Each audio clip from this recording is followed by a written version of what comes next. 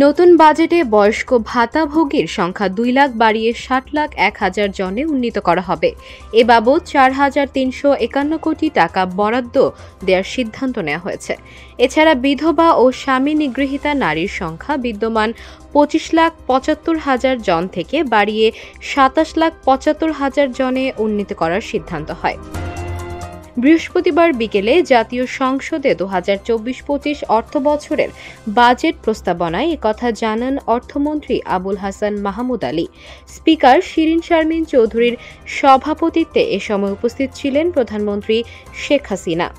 অর্থমন্ত্রী বলেন, সামাজিক নিরাপত্তামূলক কার্যক্রম পরিচালনার জন্য আগামী ২০২৪-২৫ অর্থবছরে ১,৩৬,০২৬ কোটি টাকা বরাদ্দের প্রস্তাব করছি, যা ২০২৩-২৪ অর্থবছরে ১,২৬,২৭২ কোটি টাকা ছিল। সামাজিক নিরাপত্তার সুফল কার্যকরভাবে উপকারভোগীদের কাছে পৌঁছে দেওয়ার লক্ষ্যে ১১৫টি সামাজিক সুরক্ষা কার্যক্রমের ৩৪টি ক্যাশ ভিত্তিক কর্মসূচির মধ্যে ১৯টি কর্মসূচির অর্থ ইলেকট্রনিক উপায়ে গভর্নমেন্ট 2% পদ্ধতিতে সরাসরি উপকারভোগীর ব্যাংক হিসাব বা মোবাইল ব্যাংক হিসাবে পাঠানো হচ্ছে।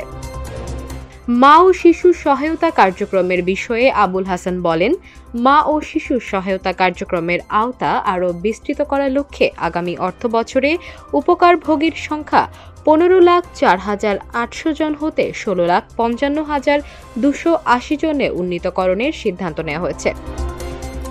মুক্তিযুদ্ধের স্মৃতি সংরক্ষণ ও জাতির শ্রেষ্ঠ সন্তানদের আর্থসামাজিক উন্নয়নের বিষয়ে অর্থমন্ত্রী বলেন, আর্থসামাজিক অবস্থা বিবেচনায় সব শ্রেণীর বীর মুক্তিযোদ্ধাদের মাসিক সম্মানী ভাতা ২০২১-২২ অর্থ বছরে ন্যূনতম ২০,০০০ টাকায় উন্নীত করা হয়েছে। এছাড়া তাদের আবাসন নিশ্চিত করার লক্ষ্যে বিনামূল্যে ৩০,০০০ বীরনিবাস নির্মাণ করা হচ্ছে। এরই মধ্যে ১১,০৫৭টি বীরনিবাস নির্মাণ সম্পন্ন হয়েছে।